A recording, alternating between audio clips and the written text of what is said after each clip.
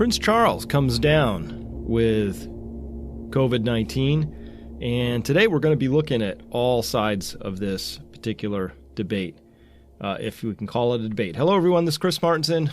I'm here with your daily SARS-CoV-2 update. I call it the honey badger virus because you just can't contain this thing. If you haven't seen the video of Stuffle, the honey badger escaping from his enclosure, it's just fascinating, wonderful piece of filming by BBC. Love that video, and I've linked to that a couple of times. So let's take today's day 62 of this reporting. I do want to look at all sides of this because there's a very strong meme and rash of thinking out there right now that says that this is potentially no worse than the flu and that we're overdoing it with our economic responses and that the responses are going to be worse than the disease itself. And I get it. It's a very tricky balancing act between preserving the economy and somehow getting your arms around this disease.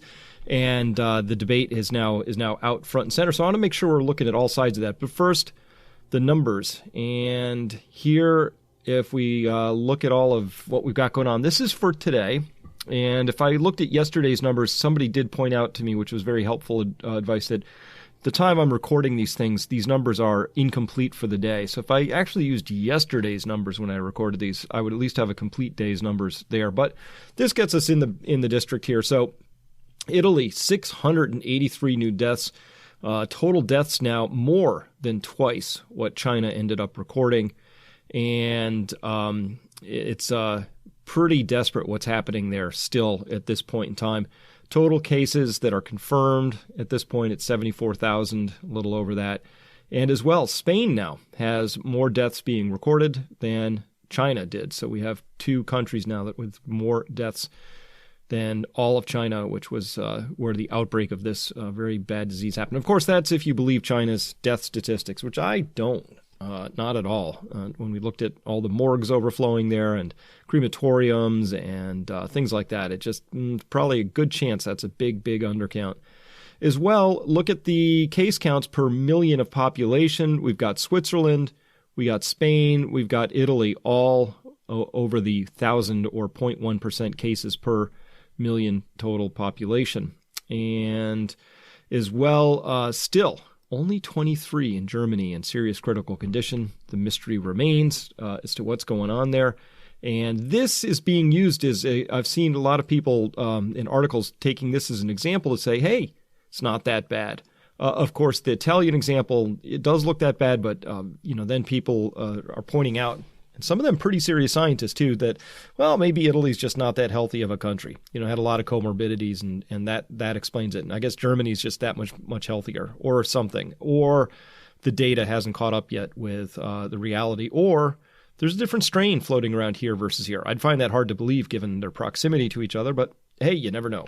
So we're going to have to keep looking at this. And as well, Switzerland really coming on strong. And remember, I told you that eventually we would move from 2 to entirely 3 digits in these columns, and now we're moving entirely towards 4 digits in these columns, with Netherlands getting pretty close to 4 digits there. And you can see a lot of Europe is just, this is really sweeping through Europe very, very strongly at this point in time. And as well, hitting Portugal pretty hard right now and starting to record more and more deaths there as well. And Australia really starting to tick in here as well. So as we look at these numbers, it's still case, cluster, boom. And of course, I did mention at the outset that Prince Charles, he has a bad cough. And so he's got COVID-19. No word yet on the Queen. And I don't raise this because I think it's more important that a so-called royal person has it, but just that this is striking everybody and anybody, and it just doesn't care. It's going to find you. Doesn't matter how rich or famous you are.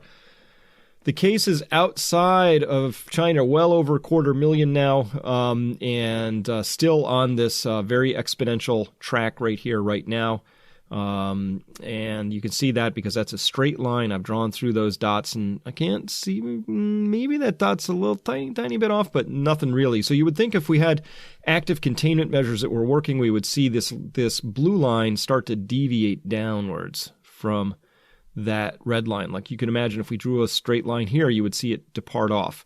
That doesn't mean you're out of the woods because this is still exponential growth here, but if we can at least start slowing it down, it says we're being effective. All right, I want to talk about really great things that are happening out there in the world too, because we all need to see what's going on that's positive. And the positive stuff I'm finding, a few governments, a few leaders are fairly positive signs, but a lot of the best stuff is coming from the bottom up. And this comes from Tomas in the Czech Republic saying, "We all wear face masks and other Europeans are laughing at us, but we don't care."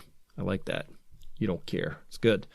"Hello there. I like your corona reporting. Here is roughly what's happening in Czech Republic. Our nation was mobilized by several persons with social influence to wear masks around the 14th of March. A few days later, starting the 19th of March, our government ordered to wear masks at all time in public." There it is. That's what you need. You have to wear masks at all time in public. If we did that, this whole thing, we would get that flattening of the blue dots. That's what would happen, because this is what works. You can talk about everything else you want. Oh, maybe some old people will die, but we have to save the economy. Maybe, we just have to figure out how that balance. No, all you have to do is have everybody wear face masks, and you'll get your arms around this thing. All right. Even though you cannot buy a mask, to continue with Tomas's story here, there are shortages like everywhere else. Our nation mobilized again, and all the people who can sew are sewing cotton masks and giving it for free to everybody. So many things that are good to flatten the curve are coming from the bottom up here. I love hearing this. I think this is how it's going to be done, and this will be a model, hopefully, for people watching this to practice in your own communities. We have many more people initiatives. For example, this website where Czech programmers and tech companies have united to fight corona. Some created ad hoc big call centrum for 200 government employees and volunteers to answer citizen questions about the disease. Well, that's awesome. Some are 3D printing 600 face shields for doctors per day. That's awesome. Some are even hoping to manufacture 3D printed lung ventilators. Totally awesome. Some created a website where you can offer hand-sewn face masks for free or find people who are giving it when you need one. Excellent. In fact, some created English page with projects we are working on, which purpose is to export our know-how for the whole world. Hey, covidhacks.org. Check that out. I'm going to go check that out when we're done here. I feel like I'm really, really proud of my nation when I see some other nations, some full of apathy, some are protesting for whatever reason, fist fighting for food and so on. But we in Czech Republic are just doing everything we can to help and stop that beast. Well done. I love hearing stories like this, and this is exactly what needs to happen. It is everybody's in this together. So this is bottoms up, top down. Everybody's got to come together. But I do want to reinforce this one point. It's just so simple. It's stupid I even have to say it. The solution is for everyone to wear a mask. That's how it's done, okay? And in this picture, we have to actually hunt to find somebody who isn't wearing one.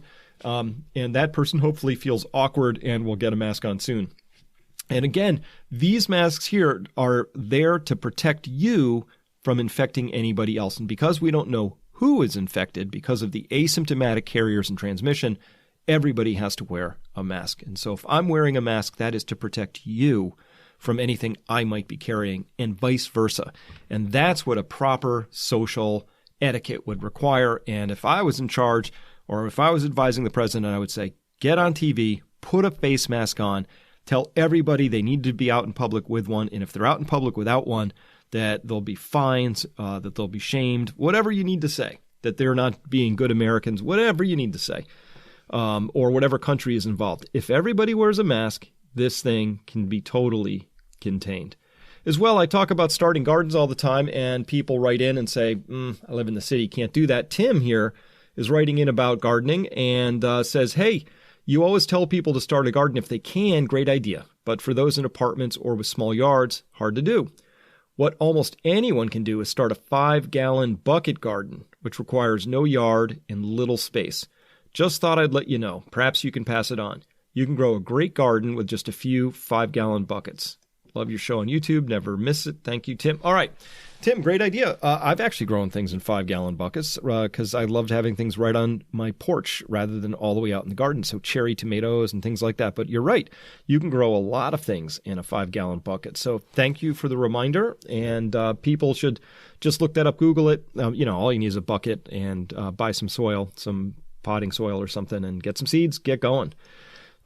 Jerry C. asked here about hydroxychloroquine and azithromycin and asked for a review and update on the treatment options. I did cover that yesterday or the day before. I can't remember now.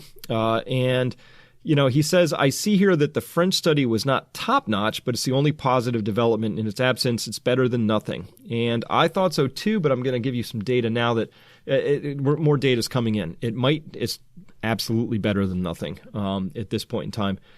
So an update would be very much appreciated. And so now, we had that French study by Didier Raoult, the French doctor, and it seemed to be pretty positive. But remember the endpoints on that. What they were measuring wasn't specifically outcomes, but a shortening of the time in which they could detect viral load in the patient. So that's good because, of course, lower viral load always seems to correlate very well with an improvement. But this just came out on March 24th. It's March 25th today. So this came out last night at 10:37. So pretty fresh.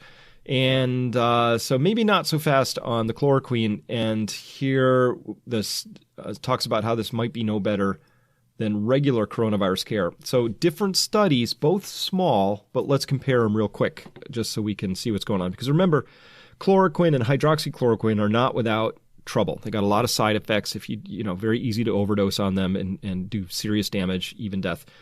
But and then, of course, a lot of side effects that could happen and interact with other drugs that you might be taking.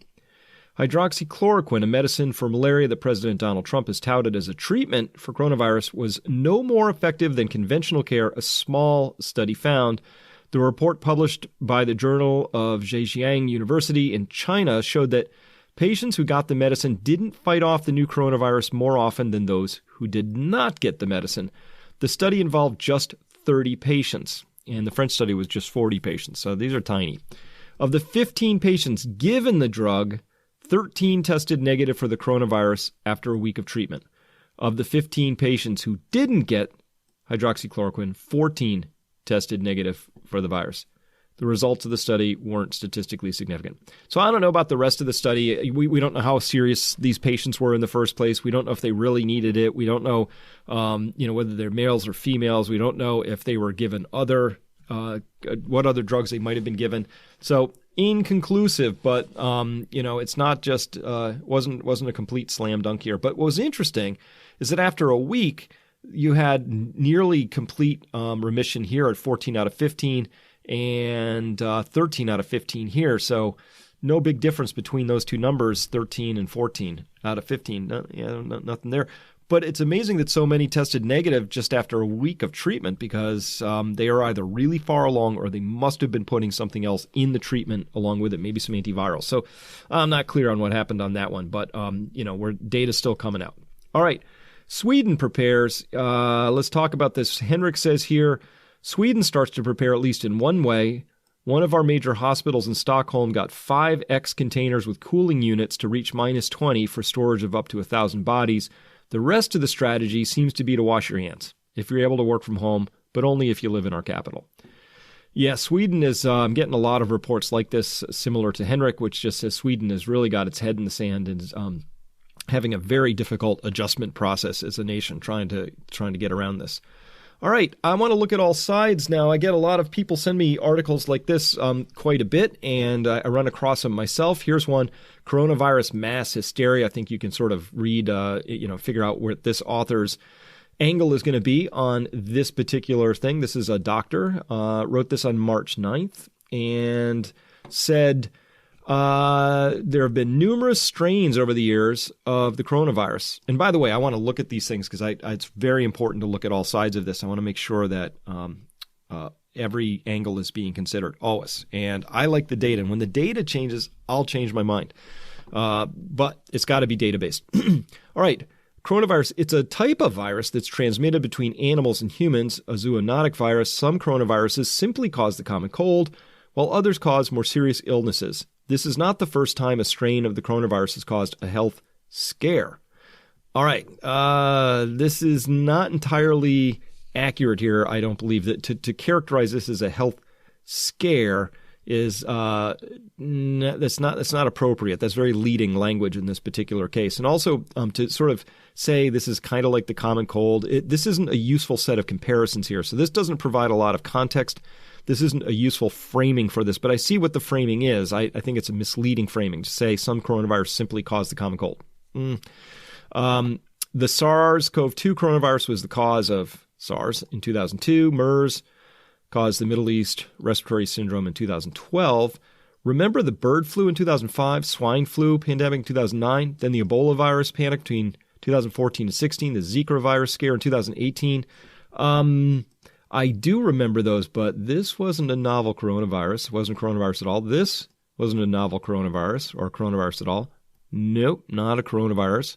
Nope, not a coronavirus. So I'm not really sure what the comparison here. Again, this is making these comparisons, against this is basically saying, remember we had these scares, so because these scares didn't turn into anything really big, why are you making such a big deal out of this one? That's a false comparison right there. Not helpful. I would expect slightly better logic from a doctor, but okay, not a good lead-in. Let's see what else we can get out of this.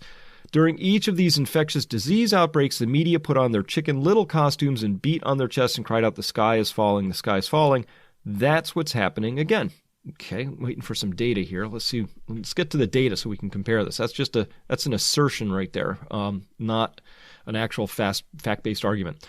The current coronavirus pales in significance compared to the annual influenza epidemic. Don't let the media and politicians treat you like sheeple, stampede you off a cliff. Okay, a lot of loaded terminology here, but it pales in significance compared to the annual influenza epidemic. All right, doctor, I hope you understand exponentials and compounding because this thing is just getting started and we are at the early part of the curves. So to compare current data with an entire year of influenza data. So just really, it's been in the United States since January, but we've only hit the cluster boom stage about 2 weeks ago. So we're really comparing very little data with a whole year. But anyway, let's look at facts. Good. Oh, God, can we get to facts? Finally, let's put this in perspective.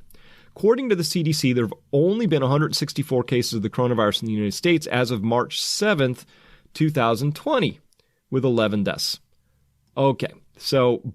But we were warning, Doc, the whole time about what case, cluster, boom, and what exponential growth looks like.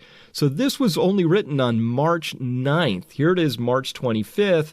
And now let's take a look at the United States with 61,000 cases. I wonder if the good doctor would be willing to change the tone and the examples from this. But, look at that. When he writes this, 164 cases, and now we're at 64,000 cases, right? Compare that to upwards of 45 million cases of the flu in the U.S. already this year and 46,000 deaths. By the way, speaking of data, this is highly suspect right here because of the way the deaths are recorded and assigned to flu is very sloppy. It's not a case where somebody actually gets the flu, is tested for, tests positive for the flu, dies from something you would call a direct flu-related consequence, and then is recorded that way. The epidemiologists have been screaming about this one for a while. Anybody who sort of dies in flu season and it kind of looks like has an ILI, an influenza-like illness at the time, kind of gets slopped into that bucket. And that's why you never see an actual statistic like 46,284. It's an estimate that's being provided. All right, this one wasn't super good, but people sent it to me and said, "What do you think of this?" I think this is kind of sloppy thinking, and it doesn't. It's really more emotional and accusatory and full of assertions and also bad comparisons. So that one wasn't good. A much better one, was this one. This comes out of a John P. Ioannidis here out of the Departments of Medicine, Epidemiology, Population Health and Biomedical Data Science, and of Statistics, Stanford University. So Stanford. And this one, this article goes into the harms of exaggerated information and non-evidence-based measures. So good. All right, let's get a good, solid evidence-based view of this and see what happens. All right. So he started here by noting a bunch of bullet points. We'll rip through them real quick. Talked about a highly flawed, non-peer-reviewed preprint claiming similarity with HIV-1 drew tremendous attention. It was withdrawn, but conspiracy theories about the new virus became entrenched. Look, I don't actually care right now where this virus came from. By the way, it's not a conspiracy theory to wonder about where this virus came from, and there's going to be a lot of science to try and figure out where it came from because we need to know. And whether it came from a lab or it came from nature, or whether it was in nature but then somebody took it into a lab and then amplified it, who cares? It's actually irrelevant where it came from at this point in time. We're in the midst of a war, and we don't really need to understand where the other side got their uniforms from. It's not relevant right now. So that's not that. To make that the lead-off bullet complaint is not. I don't think that's helpful personally, but that's just my own opinion about that. Even major peer-reviewed journals have already published wrong, sensationalist claims. That's an interesting assertion right there. Certainly, remember, one of the things I've been doing is I've been helping to gather this data and pull it in as fast as we can, telling you, hey, in every case, this is, in even this case, he's talking about peer-reviewed, but I'd point out this isn't peer-reviewed. We don't know. We're moving fast. But that's what you have to do in a fast-moving thing like this. Some stuff is going to be wrong, John. That's how this is going to work. Some of this stuff is going to be wrong, but we have to live with that because that's how science works anyway. You never get everything right the first time through, so you do the best you can. So that to me isn't a really solid critique or complaint of everything. Early estimates of the projected proportion of global population that will be infected seem markedly exaggerated, so that's an opinion right there. We don't know how many will be infected, but certainly eventually, if you give it enough time. So without a time frame on this, I don't know how to evaluate this claim, because I think you could say if somebody said 70% will be infected by next week, I would say, yeah, that seems markedly exaggerated. I agree. But if you said over the next 10 years, 70%, 80% would end up being infected, I would say, yep, nope, that's probably almost guaranteed at this stage. So I'm not clear what the grounding is for that statement here. Early estimates of case fatality rate may be markedly exaggerated. Again, not sure about using these are. So the claim up here, harms of exaggerated information and non-evidence-based measures. I need this use of may is not really evidentiarily based at this stage. All right, let's see if we get some data though as we continue on. The proportion of undetected infections is unknown, but probably varies across countries and may be very large overall. That's true. It could be undetected infections. We have no idea. It could be very large, or it might not be very large. We don't actually know. So we've certainly heard a lot of cases of people who can't get tested. I'm pretty sure a lot of those people do have COVID. A lot of their symptomology matches, the contacts match, all sorts of things. So we know that there are people who are quote unquote undetected, although I believe they know they've got it, that dry cough, the fever, the myalgia, just feel like you got hit by a train. But this is true. I believe that claim is totally accurate because the testing's been so bad. In fact, it's a guarantee that we have undetected infections and that it's unknown. And it may be very large overall. I don't have data for that, except we saw that the town of Italy, Vo in Italy, was completely tested. Everybody in the town, all 3,300 people, and they found that 2.7%, I believe, of everybody was infected, and half of them were symptomatic, half asymptomatic, right? So that was like 90 people. So that doesn't strike me as very large overall. That half of 2.7% would have been undetected at that point in time, but many of those would have progressed to detectable because not everybody stays asymptomatic the whole time. All right. Reported epidemic curves are largely affected by the change in availability of test kits and the willingness to test for the virus over time. Yep, guaranteed. So we don't know actually what the epidemic curves really are. Like in the United States, I know there's many more infections than our curves would currently show because haven't had the tests, haven't been testing, the stuff's been spreading. And people have been using poor social hygiene and distancing and things like that, and our NPIs have been weak. So yes, that's a fair, good statement to make. Of the multiple measures adopted, few have strong evidence, and many have obvious harms. Of the multiple measures adopted, like what? Like closing schools, things like that. So we do actually have fairly strong evidence that the NPIs that are out there are the ways that you stop infections. So I'm not sure what this claim is saying here. we have great evidence for how you stop these things. So, for example, we've got all the data out of Taiwan and out of South Korea who've actually got their arms around how to slow this down and how to stop it, out of Hong Kong, right? So we actually have tons of that stuff. So I'm not clear what's going on with that one. Panic shopping of masks and protective gear and excess hospital admissions may be highly detrimental to health systems without offering any concomitant benefit. So it's basically saying that if you're out there using masks instead of having them in the health systems, it's probably not a good thing. I would agree with that. However, there's a base claim that comes even before this one, which has nothing to do with panic shopping. See, this use of the word panic tells me that this author here has a pretty strong bias around that. It is not, again, we talked about the adjustment reaction. It is not a panic buy. If you see that this a pandemic is coming and you decide that what you want is to get some masks for your family, that is not panic shopping, all right? And so the base problem, of course, was that there just weren't enough masks and protective gear and things like that stockpiled in the country and were not available for people to have both shopped for them and for hospitals to have enough of the PPE that they needed. Now that we're in this particular conundrum, I agree. I think the hospitals ought to have the PPE as much as possible. But this is an emotionally laden assertion here, and the word panic is the clue for that one. And again, when emotions are coming up, you're dealing with a belief system that's been triggered, not an opinion, which is based in objective measures and facts. And remember, this whole thing was supposed to be about, a complaint about the harms of non-evidence-based measures. I don't know. There's no evidence is being offered about some of these things here. All right. Extreme measures such as lockdowns may have major impact on social life. No question about that. They do have a major impact on social life. Yep. The economy. Yep, it's true. Estimates of this impact are entirely speculative.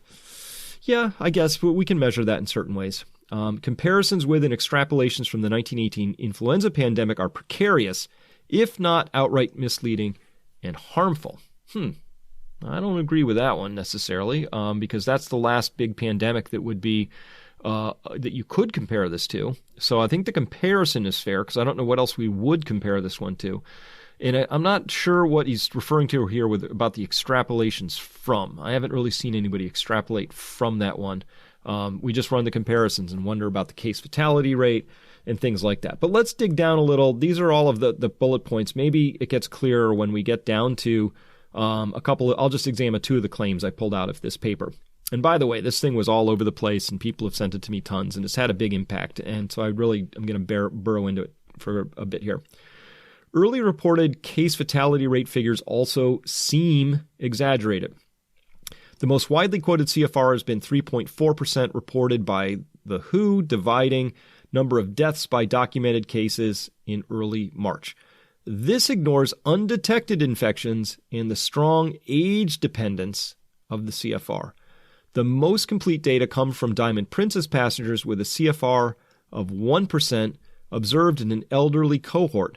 Thus, the CFR may be much lower than 1% in the general population, probably higher than the seasonal flu at 0.1%, but not much so. Okay. Well, I know this paper came out a couple days ago, but as of now, there are 10 total deaths out of 712 total cases. That's a 1.4% CFR rate here right now, and there's still 115 active cases, and 15 are in serious or critical. So if any more of these people die, this number just goes up.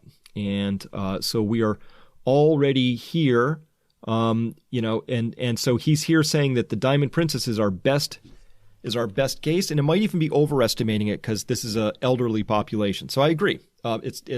That's quite probably true. I would imagine that the average age of people on a cruise is not a representative sample and is skews to the far end. So that's a good point.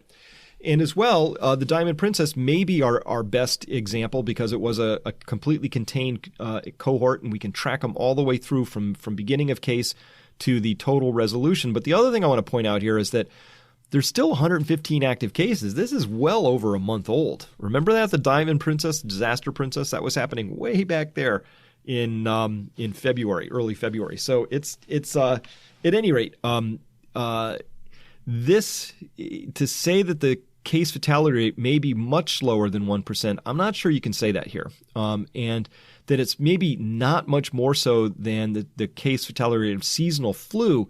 Now you have to speculate that there's that when you have this level of infection out in a more generalized population, that because it's going into lower age ranges, that you're going to then be seeing fewer and fewer deaths. All right, so that's a possibility. And the thing that would support that would be South Korea. I mean, look at this. Look, it's just 126 deaths out of 9,000 total cases. However, out of cases that have resolved, 126 out of 3,730, that gets us to a pretty reasonable case fatality rate right there. Let me just pull up my little handy-dandy calculator here and see what that number comes out to, because I think that would be a good thing to check.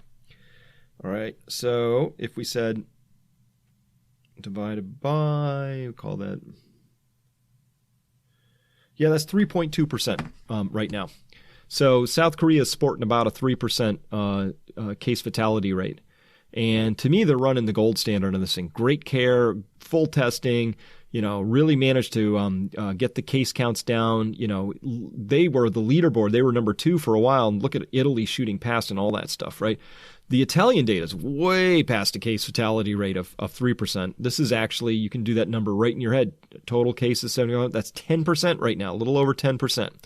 That is not good. And of course, the argument that's being made here is that, well, it's not 10% because what's really going on is that there are, right up to here, is that there are a lot of people who have it that are asymptomatic or not being tested, that have caught it, but nothing really happened. Super mild cases, we didn't know that. So that's a fair point. We don't know where this is going to settle out. As well, I could also argue that maybe there's a lot of people dying who are not being properly recorded as having been part of this, right? So anybody who died before states started testing for COVID, or somebody who dies who has not tested positive for COVID, is not going to be recorded as contributing to the death statistic in this, all right? So I'm going to judge this claim to be a little bit not, it already isn't standing the test of time here. So this isn't not a strong argument here. But there's some good points in there, and I agree with them. All right, lockdowns for how long? An argument in favor of lockdowns is that postponing the epidemic wave, flattening the curve, gains time to develop vaccines and reduces strain on the health system. However, vaccines take many months or years to develop and test properly. Well, that's not a rebuttal. This doesn't rebut that. The word, however, there, you need a better editor. That doesn't work out. Because we know that they take many months or years to test or develop, and that's why we want to flatten the curve to gain that time for us. All right. Maintaining lockdowns for many months may even have worse consequences than an epidemic wave that runs an acute course. Well, okay, but how? I'm sure people would find it distressing, and I'm sure that people are going to find it economically challenging. But what are these worse consequences? This is left unsaid in this entire piece.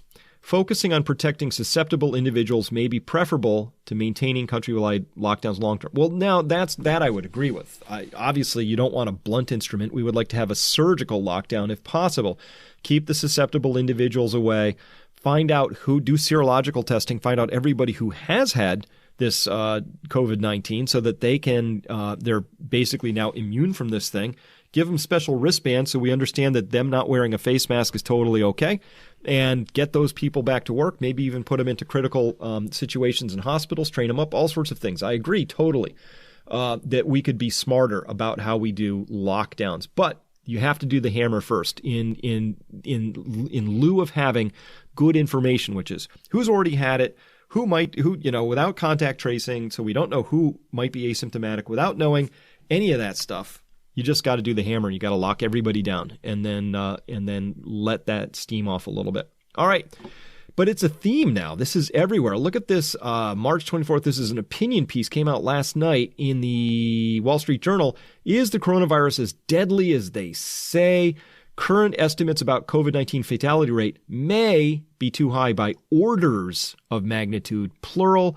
This, again, couple of professors at Stanford. Stanford's getting a black eye here today. I'm sorry about that. All you Stanford grads, because what they wrote here I find to be irresponsible. But in the interest of taking the other side, let's burrow into their argument. Let's see what they're talking about. All right. Here they're talking about that northeastern Italian town of Vo near the provincial capital of Padua. On March 6th, all 3,300 people of Vo were tested and 90 were positive, a prevalence of 2.7%. Applying that prevalence to the whole province of 155,000 people, which had 198 reported cases, suggests there were actually 26,000 infections at that time. Well, it suggests that. It doesn't prove anything, and we don't know if the town of Vo had more or less cases compared to the larger province, so not sure if that's a reasonable application, but that's what they did. That's more than 130-fold the number of actual reported cases. Since Italy's case fatality rate of 8% is estimated using the confirmed cases, the real fatality rate could in fact be closer to 0.06%. That's 60% of seasonal flu, which stands at 0.1%. Oh my goodness. They're here saying that running this little model in their heads, or maybe they got some spreadsheets or something, they come out with this claim that the real fatality rate could in fact be closer to 0.06%. That is not, okay, I'm going to tear that apart in just a minute. Give me a sec. An epidemic seed on January 1st implies that by March 9th, about 6 million people in the U.S. would have been infected. Yeah, possibly. We don't actually know what the R naught of this thing is, and we're not clear about that. As of March 23, according to the Centers for Disease Control and Prevention, there were 499 COVID-19 deaths in the U.S. And again, anybody who died before testing was done didn't get recorded, okay? If our surmise of 6 million cases is accurate, surmise,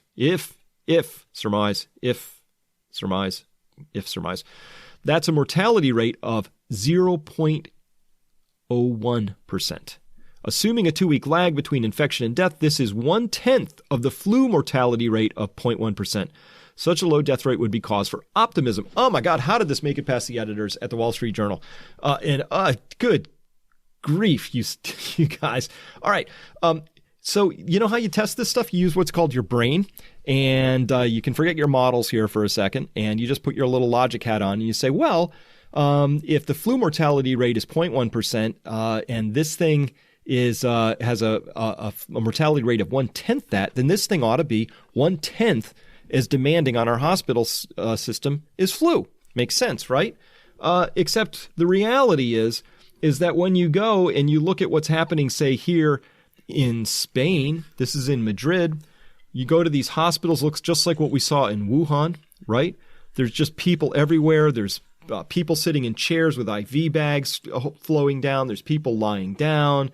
You know, everybody's in, all the doctors and nurses are in full protective equipment, and there's people in beds in the hallways, and, there's just no way that you see anything like this during flu season. This is just absolute chaos that's going on here in this particular hospital. It's absolutely crammed.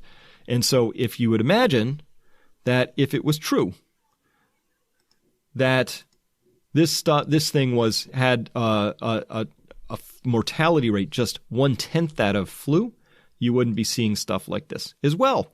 We could go to other data and we could say, well, let's look here at the reality of all the cases. Let's see, out of all the currently active cases in the world right now, out of all of them, about 4% are serious or critical. And there's no way the flu is anywhere close to that, right? But this is all numbers in motion. But let's look at closed cases. This is where we have resolution. 133,700 resolved cases, 85% recovered or discharged, 15% resulted in deaths, okay?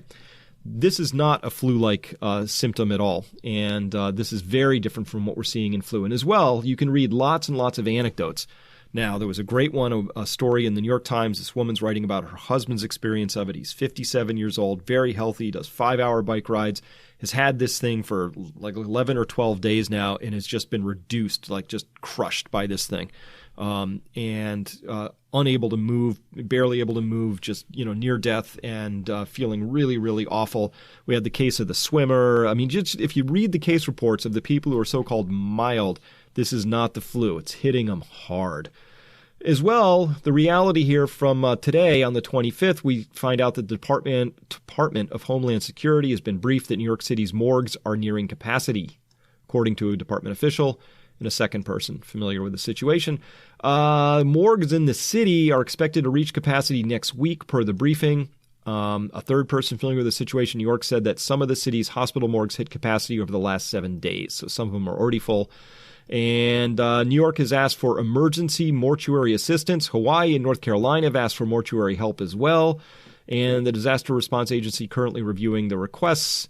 Great. I don't remember any of that stuff happening during flu season. And if this thing is by these these doctors coming up with their estimate of saying, but again, if our surmise is accurate. Nope, I'm going to say your surmise is not accurate. You blew that one. Try it again. But you know what? Doesn't matter. For the people who want to believe that this isn't that bad, or that what we need to do is